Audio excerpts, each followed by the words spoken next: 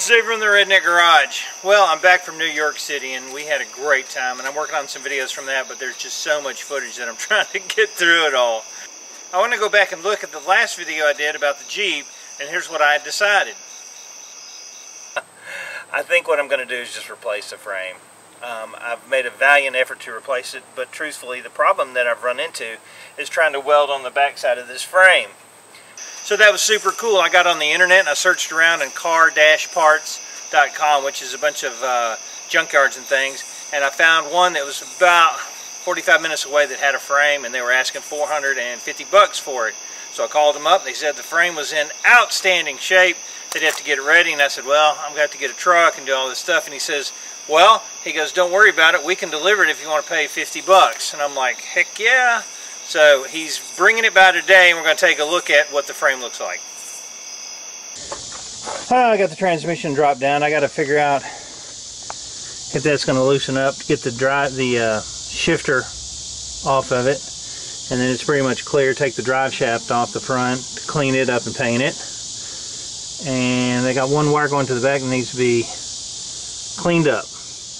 And other than that, she's about ready to just roll right out of there. Super cool. Got the exhaust off. I may replace it. I don't know yet. Haven't decided on that. Looks pretty rough. Maybe easier just to put a new one on. And I'm cleaning out stuff in it and getting it as light as I can, but I can actually lift up one of these corners up. Took the clutch slave cylinder off the transmission, so basically there's nothing else hooked to the cab. The cab is free of the frame now. Got one more wire on the transmission. Alright, I got the wood that I'm going to try to fabricate a Redneck table for the Jeep now that we've got the new frame coming in. So I'm going to unload this and put it down there, and then we're going to do some engineering.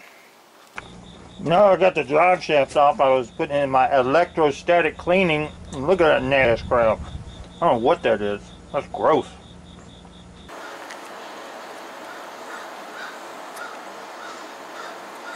Here comes the frame. This is like a Redneck delivery for sure.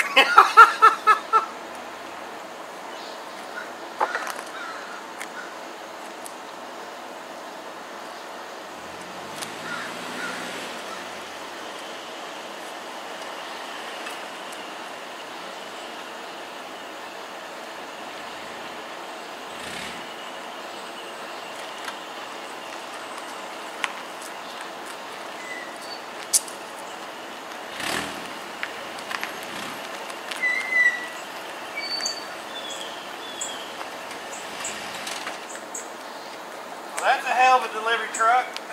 Yeah, man, I know. I was going to drive David.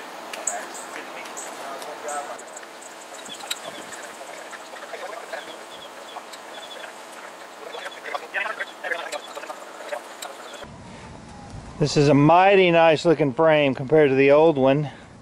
It's a little dirty. We're going to scrub it down, pressure wash it, spray down the inside, and then we're going to start prepping it for paint. Looks great though, man. I am thrilled with this. So much better than the old one. I had to bring Ethan out because Randy's too much of a wuss to move it by himself. Old man! Just came back from the chiropractor today. I had double hernia surgery 10 years ago. Everything goes this way. So we go around that way, right? Alright. Ready?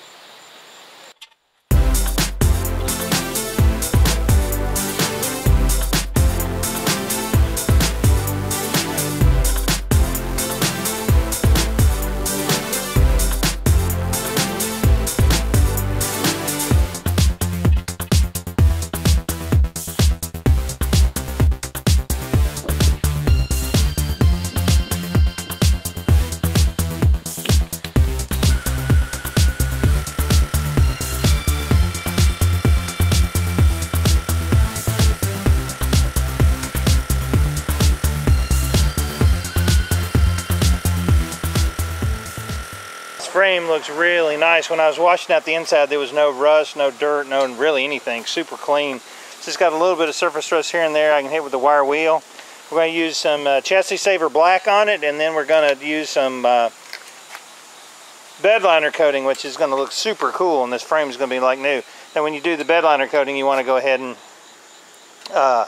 plug up all your holes that have holes in it with like earplugs so it doesn't get in there. But man, this thing looks outstanding. Mixing up my Chassis Saver Black, we're going to do a base coat of this, and it actually stops rust, coats it. It's a great paint for this kind of stuff. Got the frame washed off and cleaned off, ready for paint, masked off all the little things like that. One thing I will say is that even the little nuts and screws that like hold the brake lines on and where the shock absorbers were, they came right out, so those aren't fused up. So that tells you that the frame is really pretty much rust free, which is super cool.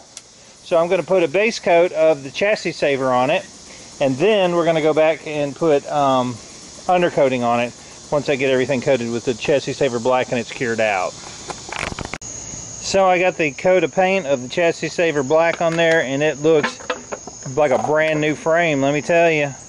Got a couple little spots to hit, but we're going to be using a bed liner to shoot onto this, so if we did miss a little bit on there, that's cool because we're going to catch it with the bed liner. So super cool, man. I got the frame, got the first coat of paint on it, and we're going to be doing the bed liner once this cures out.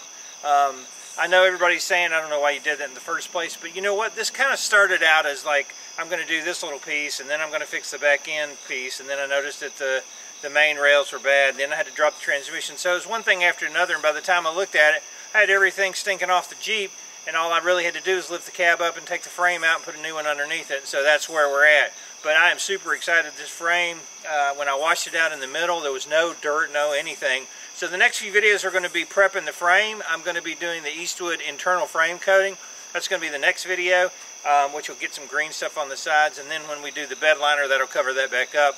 And then we'll basically be ready to pull out the old frame and start transferring it to the new one.